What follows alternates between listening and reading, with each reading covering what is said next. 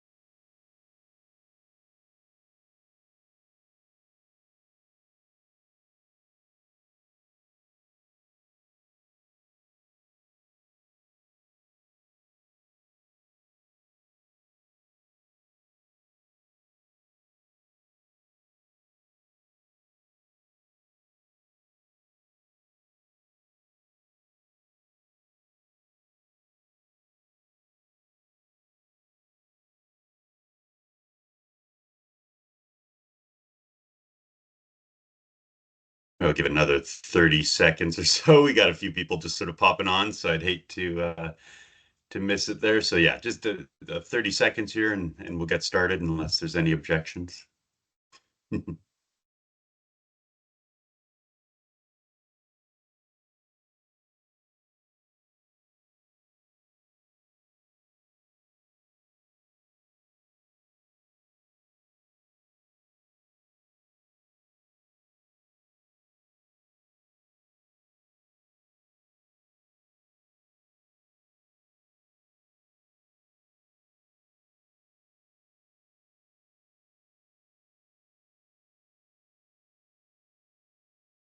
It seems like we've got a good group of people together anyway. I appreciate everybody for coming and logging on during whatever time of the day it is for you. I'm out on the West Coast, so bright and early, 8 a.m. here. And David, my colleague from DCC Solutions, is in Quebec there, back East Coast. Um, David is a lead associate and has so much experience when it comes to sustainability and products coming into the market. I've been in the industry for many years as well, just doing A&D presentations, things like this, trying to bring new markets out to market or bring new products out to market. So the basic idea behind this presentation today is we're going to go over sustainable dry acoustic solutions. There's a lot of reasons why we're kind of at a perfect point right now where all of the things we're going to go over today are becoming not only relevant, but very important in buildings. So as we go through this, please let us know if you have any questions. There will be a Q&A portion at the end of the presentation. But if you don't understand something, please speak up. I prefer you interrupt me than you not understand something fully as we move through the presentation. Um, I'll briefly jump into the objectives of this presentation here. So we're going to do a basic introduction like I've been doing, define some of the basic acoustic principles, understand how noise travels through wood structures, explore light wood frame and floor ceiling assemblies, recognize the differences between wet and dry solutions and their benefits. We'll discuss sustainability and the budget impact as well.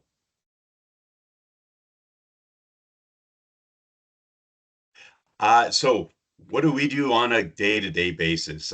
Who is Acoustic? What are we?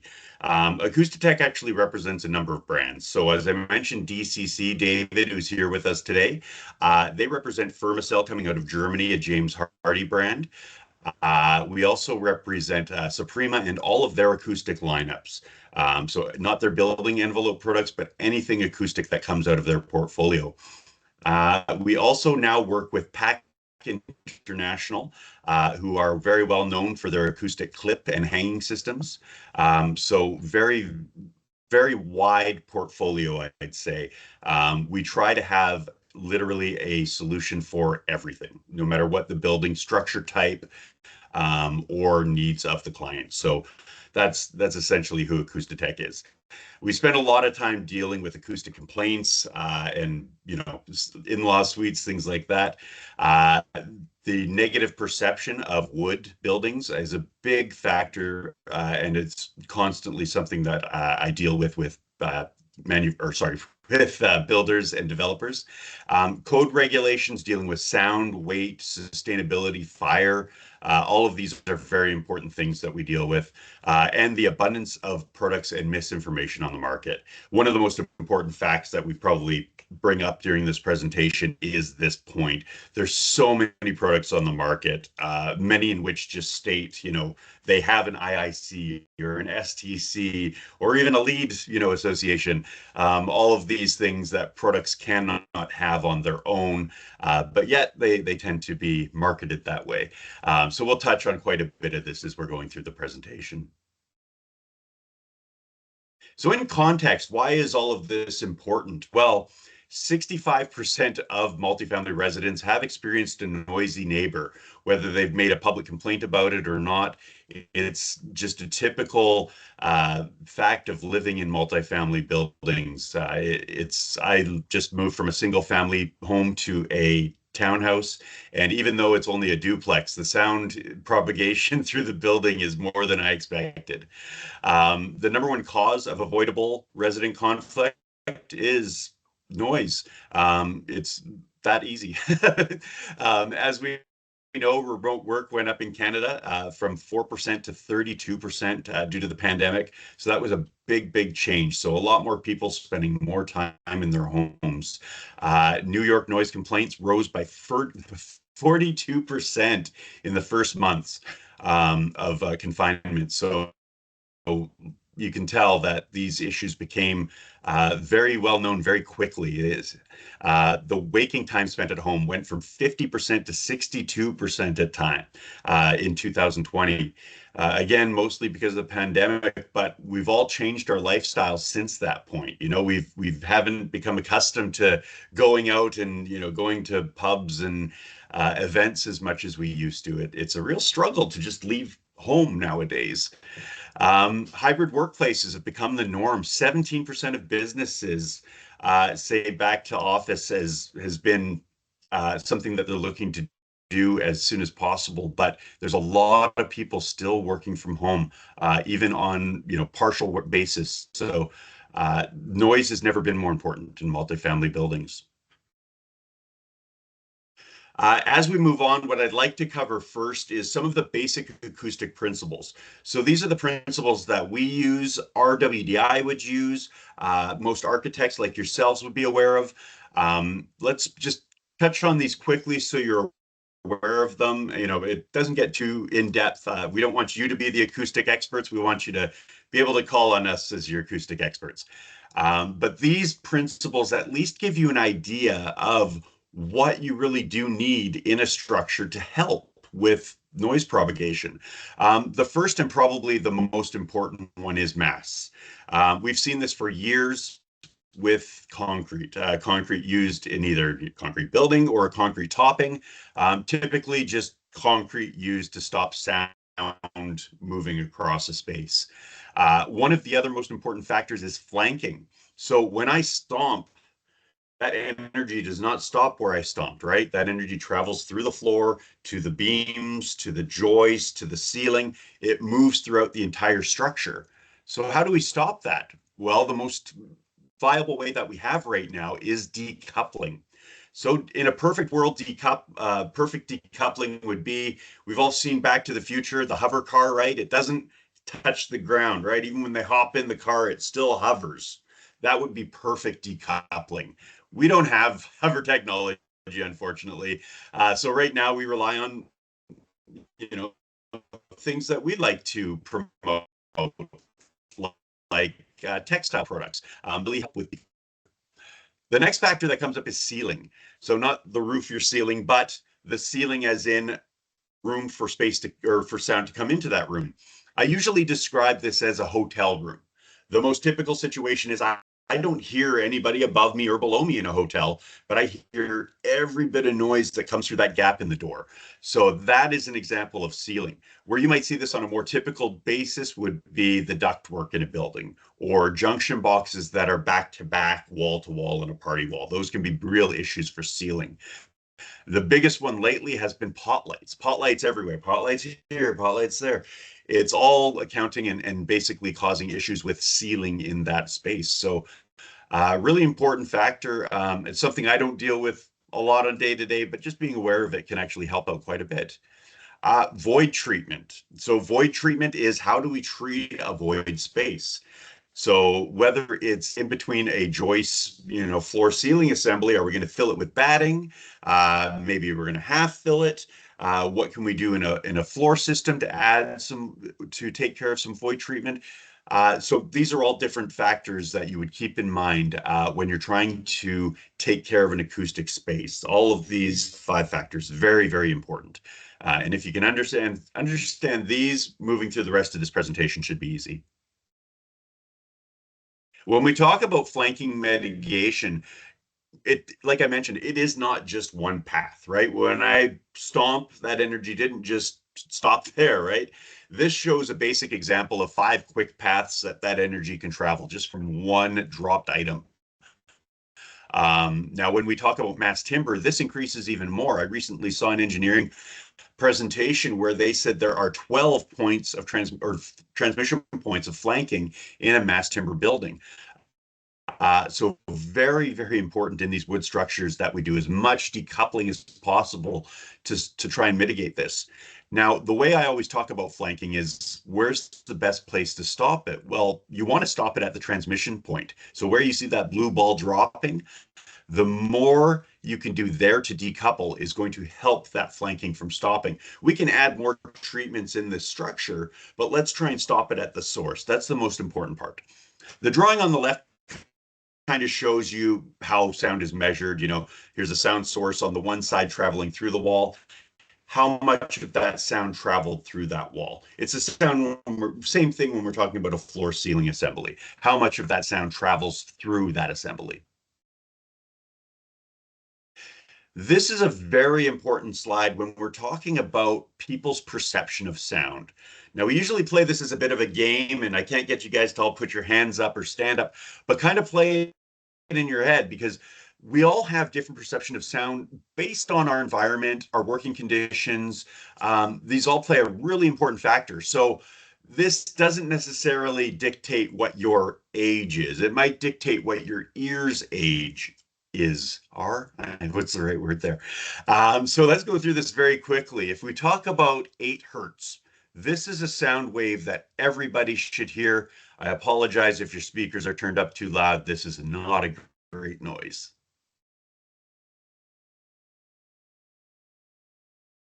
I'll stop it there. That's probably enough. Everybody can hear it, hopefully. So that is 8 kilohertz. Everybody should be able to hear that sound. If you cannot, please see your local doctor. Not just kidding. Well, maybe I shouldn't tell you what to do and not to do. Here is something that everybody under 50 years old should hear. So again, pretty annoying noise. I can hear that one, but it's we're starting to hear a little bit less of it. This is something under 40 years.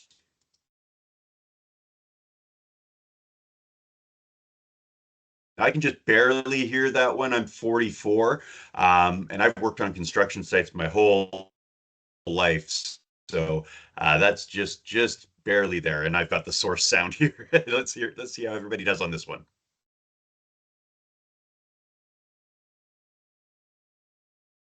Other than the click of my speaker turning on, I didn't hear anything there. So the idea of this isn't to shame anybody or force you to go see your local doctor. The point is just to let you know that people's perception of sound is different. The bass sounds, the high sounds, low frequency, high frequency, we all hear things a little bit differently.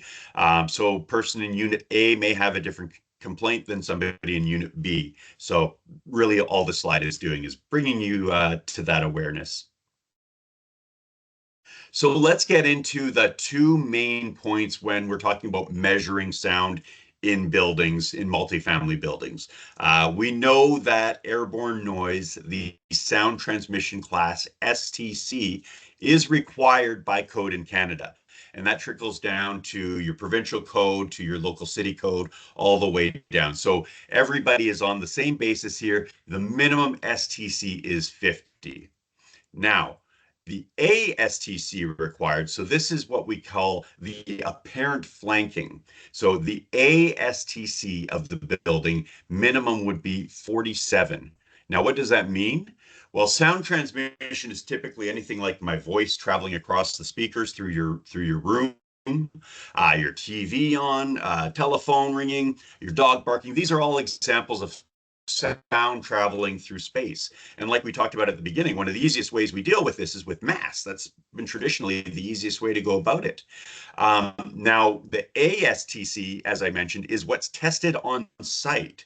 So what they're doing is they're testing in multiple locations in a room to account for the flanking going through the room as well, or through the structure as well.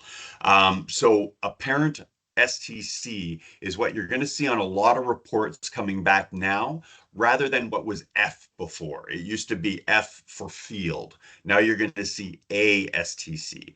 And this is what code is brought on as well. So very important to acknowledge this. The diagram below shows how it's tested. You know, a speaker in one room, a sophisticated microphone below in the other room. And basically, yeah, it's measuring the decibels that start from that sound source and how many end up at the microphone.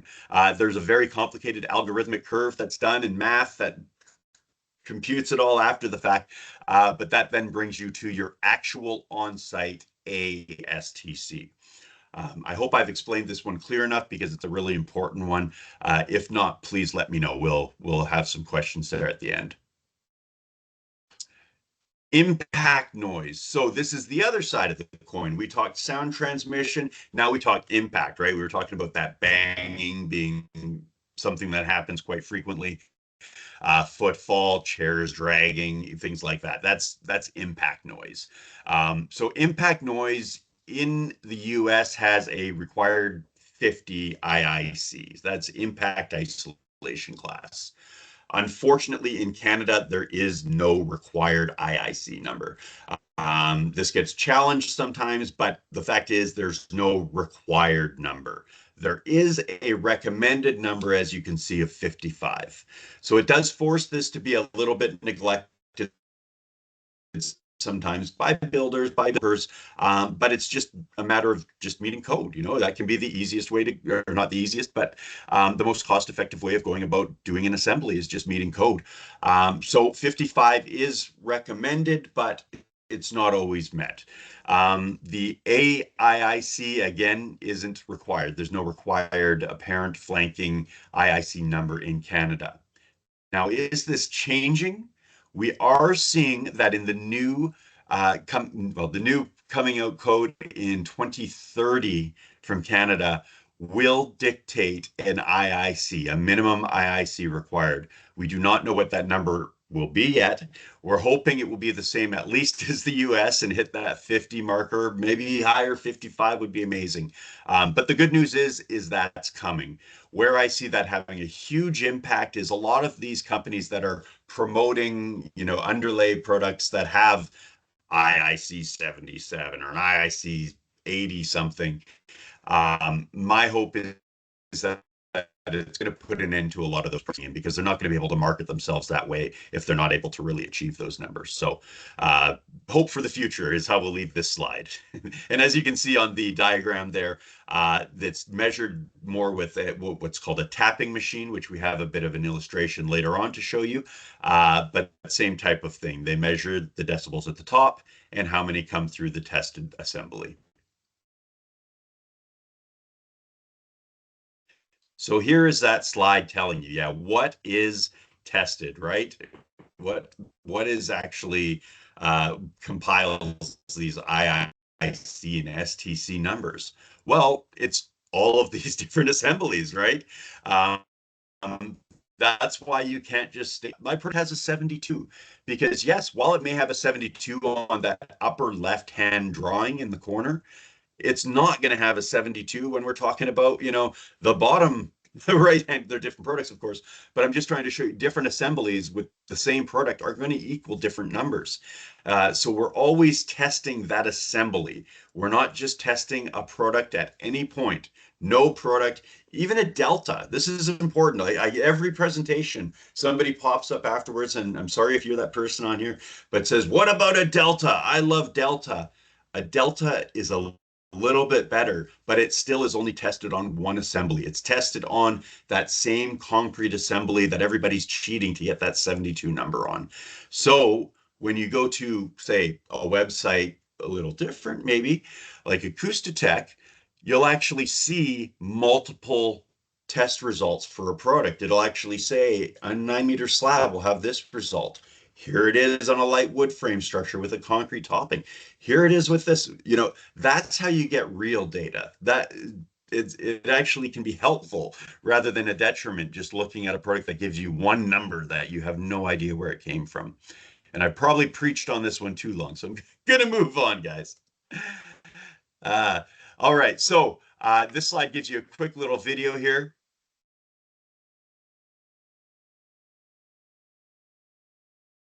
So that's an example of what the tapping machine sounds like. I'm going to fast forward a bit just to skip to the end. Here they are now downstairs in the concrete building.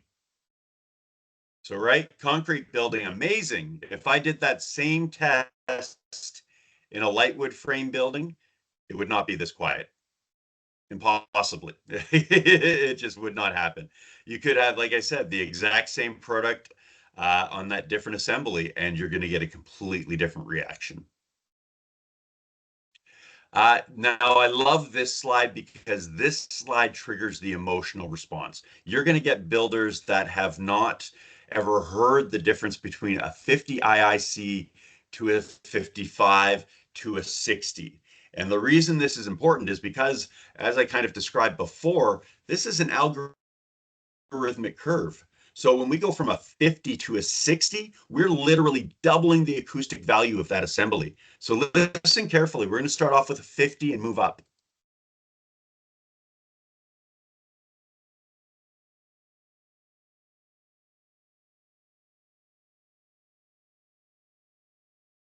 Amazing, right? Hey, I love that picture. But it is truly amazing that 10 points can literally double the value. And that's why when people are just stating these 70 and 80 numbers, it really hits me at home because once you've gotten to 60, every point you're, like I said, that algorithmic curve, right? You're now climbing a steep mountain, that you didn't start at the beginning. You started on this, easy little trail.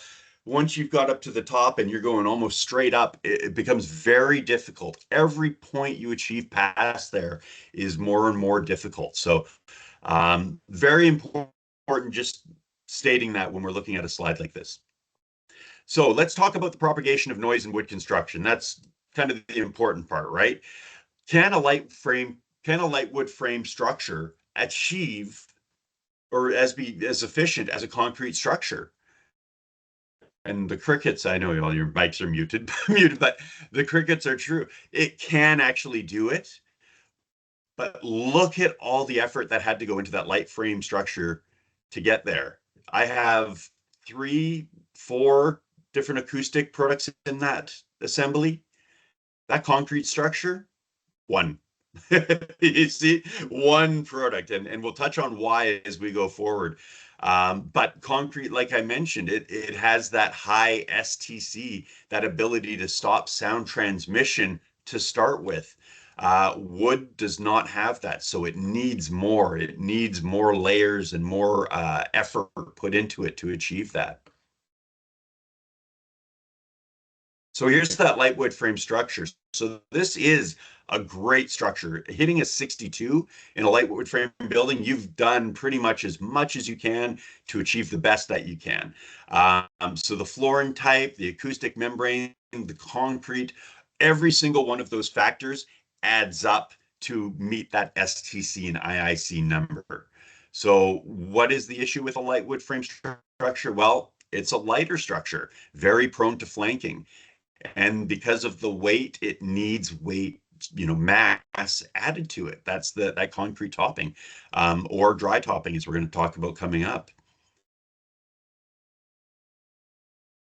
So let's talk about these assemblies without talking. That's why everybody's here today. Well, that's why I'm here anyway.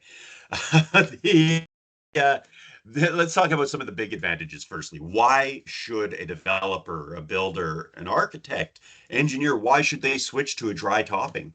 Well, it's more than just one factor now. This is what I say when multiple factors are all coming together right now. A, lowers the embodied carbon. This is huge. Later on, David's going to talk more about the sustainability, so I don't want to spoil it too much, but this is a big factor in every city across Canada right now. The East Coast more than the West Coast. I wish we were taken a little bit more seriously. Sequencing, big. So we have, when we're talking about drying time, sequencing with concrete can take a huge amount of time. If you're using an engineered wood or real hardwood floor, you can't put that down until that humidity levels drop to 8% per 100 square feet. With concrete topping, that takes a very long time. It can be longer than the typical 28-day drying time, even. So these are important factors. Humidity, a lot of time you can end up having to deal with humidity on site when you're drying your concrete or dripcrete. When we're talking about easy installation and quick execution, there's some videos coming up that'll show you how quickly these dry toppings go down. It's no joke. I had a project in Duncan, literally Duncan, British Columbia, Canada, West Coast, Vancouver, uh, uh, where we literally had an installer doing the dry topping one day in Unit A. He moved to Unit B. Flooring installer moved into Unit A. Next day, boom, boom, boom, boom. The insulation, it was a magic show, to be really, really nice. No leveling required. So because every gypcrete and concrete salesman comes out and says, yeah, it's a self leveler. But every flooring guy I've ever talked to says, no, no, no, no, no. I still have to account for my self leveling compound, however many bags per room in my quote, that never goes away. So that's a big, big thing to keep in mind. And then decrease charge over the structure. So when we're talking weight, concrete topping, gypcrete topping, 18 to 20 pounds per square foot. The dry toppings we work with are from 20, or sorry, from 2.2 to 5 pounds per square foot. Amazing drop in structure weight. When we worked with Woodworks BC on some calculations, their engineers said that reduced the structure weight by half. That's no joke. Cutting the structure weight by half is a serious, serious move. It's taken things to the next level. And even the guys that we're chatting with at warehouse are one of the biggest lumber suppliers out here in the West.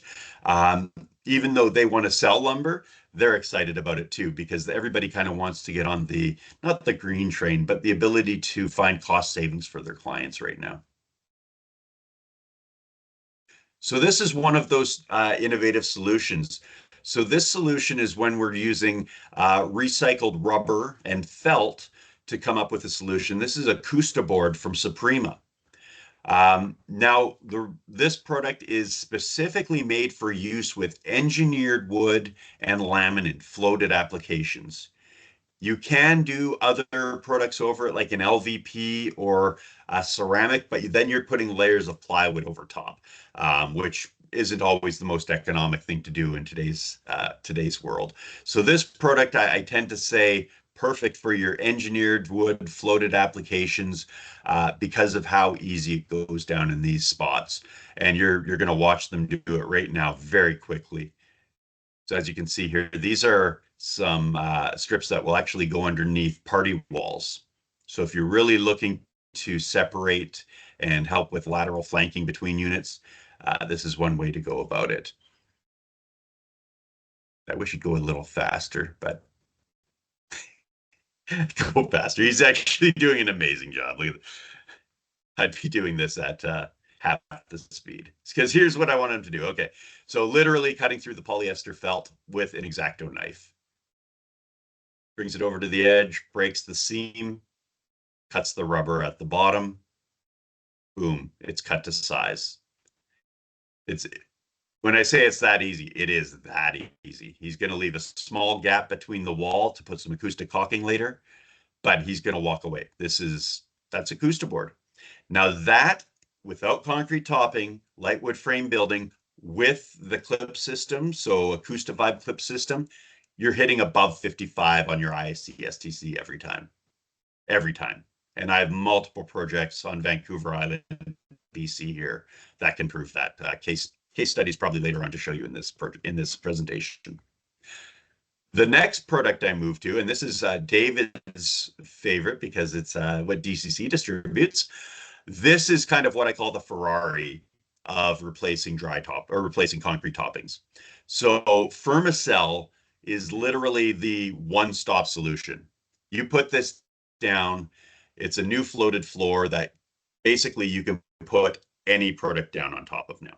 You can do your LVP, you can do your ceramic, you can do your nailed down hardwood if you want.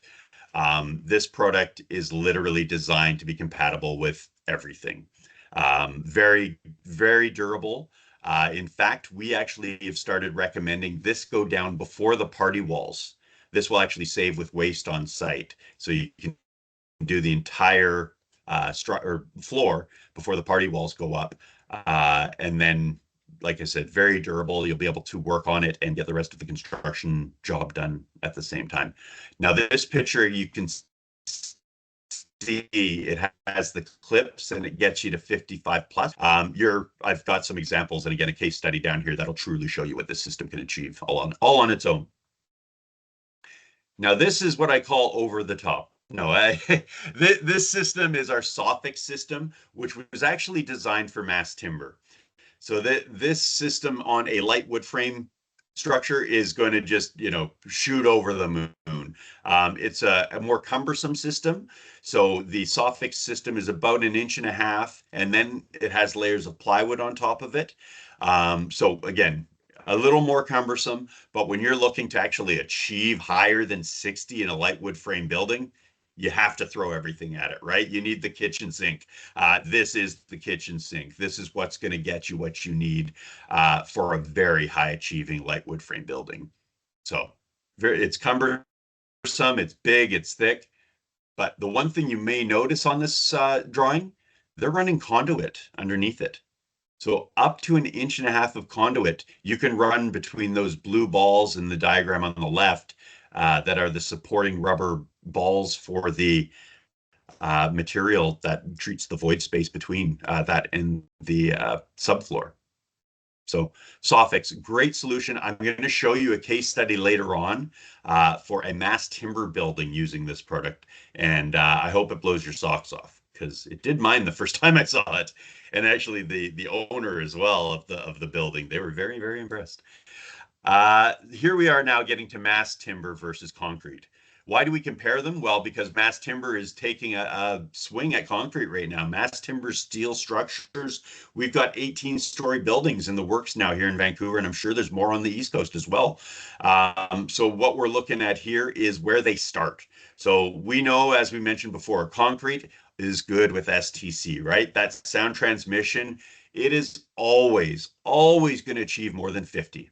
I don't care if you got a 6-inch slab, it's going to do it. It's going to get you better than 50. So there's no reason to deal with anything else other than IIC on that concrete structure. And as we showed you before, you can literally do that with one solution. One piece can do it all. So when we're talking mass timber, however, it is already doing poor on IIC and it's doing poor on STC because it has little mass to it. So where these both, again, are going to be similar to each other is they both have exposed ceilings, right? Everybody wants to see the beautiful mass timber ceiling, and everybody wants to see the beautiful concrete, well, not beautiful, but it's functional, a concrete ceiling. So in Vancouver, anyway, we don't have a lot of drop ceilings in our concrete buildings. I assume it's very much similar on the East Coast. But concrete and mass timber both expose ceilings. So what do you have to do when you're treating the acoustics? You have to treat it on the top. You have to do it on the floor side rather than the ceiling side. And because the mass timber, we have to address IIC and STC, that's a lot more work. On the concrete side, like I said, one product is going to improve that IIC. We put one of our textile mats in there, you're done. You're, sitting in your 60s, you're happy. But when we're talking mass timber, let's get right into it because it's not simple by any means. So mass timber structures, we know it's a lighter structure, more prone to flanking because of vibration. We see lateral flanking being probably the biggest issue in mass timber structures. Affected by code, we have STC and fire ratings, especially once we get above 6 stories. Decoupling is big. Like I said, no exposed ceilings. Having exposed ceilings becomes a big issue there. Talked about the IIC, very high growth industry competing against concrete. It has quite a few components that needs to get you there, like I said, to get to that high achieving acoustic numbers. Speed, aesthetics, environment, all reasons people are going to mass timber. We're seeing in, again, downtown cores where you can't have pump trucks closing the road up all day, whereas you can just bring a crane truck in and drop in some mass timber panels. Much easier in these tight, restrained areas. So yeah, lots of reasons to be going mass timber right now. It's not only a growing market, it is the fastest growing market I've seen in a while. So mass timber, like we said, I'm not going to do this too much, spend too much time on this one because we don't see it very often. Sometimes in office spaces, but not often at all. Suspended ceilings is not typical in mass timber. So there it is if you want it, but you can achieve high 60 fairly easy with that drop ceiling. Let's take away that drop ceiling, however. We take it away and we instantly are dropping to about 50 IIC, 50 STC.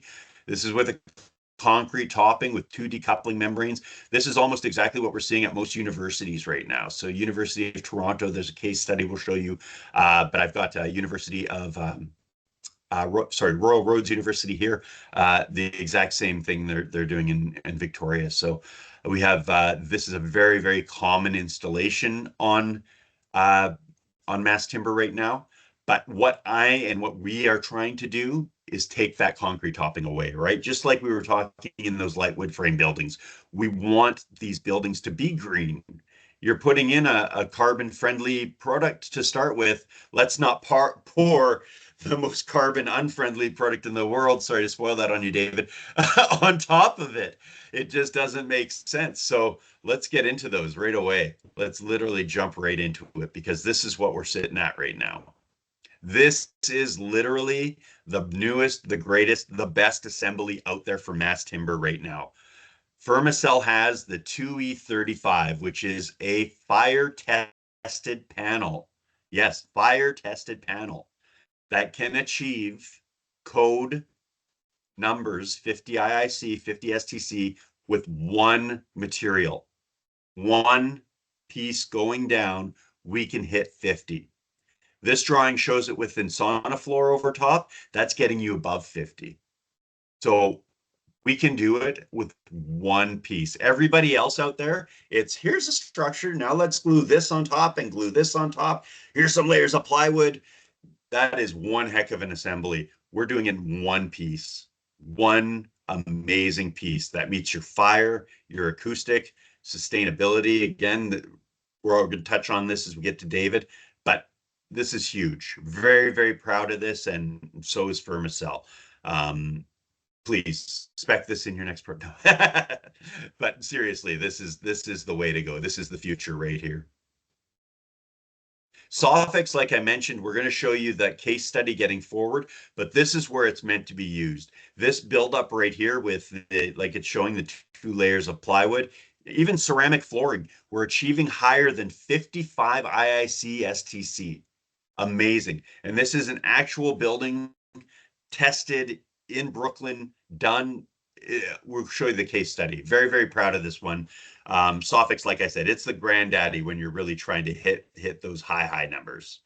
But before we get into those case studies, let's actually talk sustainability. And this is where I'm going to hand it over to David, because as a lead accredited gentleman, sorry to mess it up on you, David, but this guy knows his stuff, and he's going to tell you the reality of where we are today. Well, thank you, Gordon, for sending me all these flowers. I appreciate it very much. My name is David Gonzalez. I'm a low-carbon building materials ambassador at DCC Solutions. And I just want to clarify right away, I'm not in any way related to Speedy Gonzalez, for those that know the character. I am, however, an accredited lead green associate, and I'm really, really passionate about green buildings and eco-friendly construction materials. So I'm really delighted to share with you today the environmental benefits of dry topping solutions, especially for wood frame constructions. So I think most of us attending this webinar, I think we're invested in promoting the virtues and benefits of wood construction. So I think this is one of the main reasons why we strongly believe that using dry toppings to improve the acoustical properties of buildings is also going to contribute in reducing the environmental impact and minimizing the carbon footprint of any building, that it be in wood or any other structural material. Go ahead, next slide, please. So I think we're all well aware of all the various natural disasters that plagued our planet over the last few years. Next slide.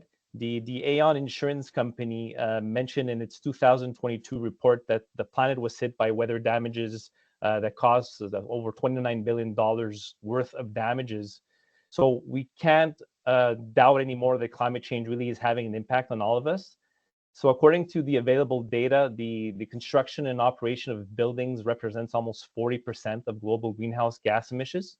Out of those 40%, 70% of those emissions come from the operational activities like heating, air conditioning, lighting, and the remaining 30% comes from the embodied carbon of materials and processes that are used in the construction of buildings.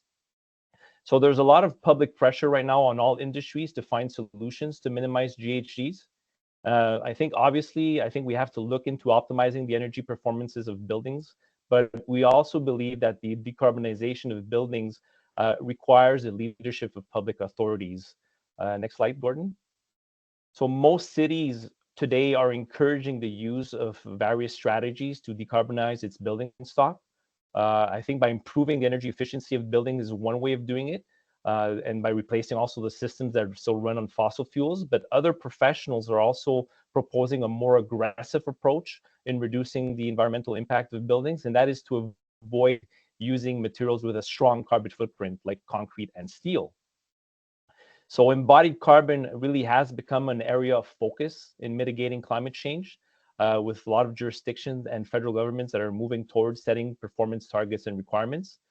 There's already various municipal governments that are following suit. We have the city of Montreal that is requiring by 2025 that all new constructions on its territory be zero emissions or net zero. Toronto is also taking action by imposing embodied carbon targets for new construction with its so-called Green Standard Plan. And just like Vancouver as well, Vancouver has its climate action plan that's being used as well. I think also our friends down south, our neighbors down south in the USA, there's some states also that are taking big steps to bring forth procurement policies to reduce embodied carbon in their respective territories. So all this is really going to have a change in the industry. Next slide, Gordon, please. So according to the United Nations Intergovernmental Panel on Climate Change, 20% of global GHG emissions are really attributable to two building materials, cement and steel. Now, according to these experts, apart from the energy efficiency, they're also recommending to reuse unoccupied buildings to avoid consuming carbon-intensive materials, and preferably choosing maybe ones that are going to be lower emitting ones as well for newer construction. So how do we achieve that? Gordon, next slide. One way is to favor the use of wood in construction. But why is wood better environmentally speaking? Well, using a wood frame structure allows the building to really be part of a true approach to reducing carbon dioxide emissions, because 1 cubic meter of wood can actually store 1 ton of CO2, while 1 cubic meter of concrete is actually going to emit a half a ton of CO2.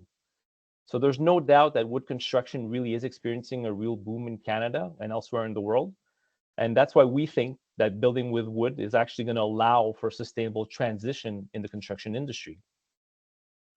But as I think Gordon explained it well, is that there are a lot of acoustical challenges present for soundproofing in wood frame buildings. Gordon, next slide. So in the industry, we know that to soundproof floors, usually in wooden structures, there's usually three solutions that are commonly used in the industry. We have regular mortar beds, or we call screeds or sand coats. We have concrete toppings or self-levelers, or AKA gypcrete, which belongs in the category of what we call wet screeds. And then there's the dry toppings that Gordon showed us previously. That is an alternative to the solutions that contain cement. So that's what we're hoping to change in the industry. Next slide, please. So there was an interesting study that was carried out by an organization that's called FP Innovations. And they focused on a mass timber building that was constructed in Montreal called Arbora C. So the purpose of the study was to determine what is the carbon footprint of this building if it's built in wood versus concrete. So the initial difference was a 20% reduction right off the bat just by building it out of wood compared to concrete. But they took the analysis just a bit further, and they wanted to assess, well, can we reduce the building's carbon footprint even more by replacing some of the materials and systems that are used with lower carbon alternatives? So to summarize quickly the study, what they evaluated is they took 10 scenarios and they said, what can we do to change and lower the embodied carbon of it? Now, the biggest impact on the carbon footprint of that building was when they replaced the concrete topping with a dry screed system. In this case, it was this Fermacell system that was considered. So just that scenario alone theoretically made it possible to reduce the building's GHG emissions by almost 8%, and also eliminating around 1,600 tons of concrete and 3.3 tons of plastic. So what the conclusion of the study means is that all the decisions and the choices of materials that are made during the design process of the building, specifically if it's done in the preliminary stages, can really have a significant impact on the total carbon footprint of any building. In the case of the Arbora C building, if they had taken all the eco design choices and put them into application, the total embodied carbon footprint of that building would have been 35% lower. So let me ask you a quick question, and I know you won't be able to answer, but here it goes. How does a 1.5-inch concrete topping weigh? Now, Gordon mentioned it before, we're talking about 15 to 20 pounds per square foot. Next slide, Gordon. So by knowing that, do you think that there's material gains that are achievable when you could subtract a minimum of 10 to 15 pounds of weight per square foot from your structure? Now, these are all advantages the dry screed systems bring to the table. I'll list a few of the possible options that could be done. I mean, right off the bat, with less weight on the structure, you could have your floor joists that are smaller and more spaced out. In extreme cases, you could build on soils that are less load-bearing without having to pile the foundations. You could add an extra floor without having to reinforce the structure. And foundations that support less weight can also be narrower, and it can use less concrete and steel rebar. So these are all actions that reduce the carbon footprint of buildings and help achieve zero emission goals. Gordon, next slide, please. So we've talked a lot about carbon footprint, but I also want to elaborate, how do we determine if a product it really is good for the environment, if it's really considered ecological? So we've probably already have heard that term, what's called greenwashing. That's when companies exaggerate the environmental properties of a product by promoting certain features with a lot of unsubstantiated claims. So one way to combat these misleading practices is to request for reports and certifications from independent and recognized organizations that they're able to justify the environmental characteristics of products. So one of these documents is what we call an environmental product declaration, or in short, an EPD. It's pretty much comparable to a nutritional label that's found on food. And it's a way for manufacturers to quantify the environmental impact of their products by following protocols that are under an ISO international standard.